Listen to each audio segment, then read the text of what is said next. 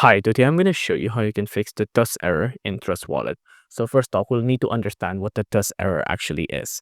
So the dust error it refers to a tiny amount or coins or tokens. So amount that's smaller than the extra fee needed for sending it becomes practically unspendable. So for example, when you're sending PTC, and for example, PTC takes about a 0.0001 cut, right? And if you send a 0.001 cut, then when it's actually sent, there's nothing left there, right? So it's gone. That's the dust error. Basically, you're sending too little.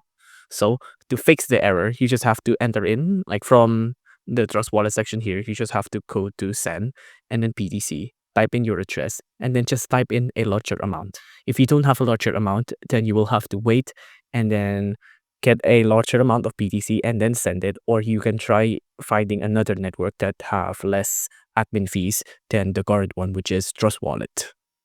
If you enjoyed this video, please do consider liking and subscribing.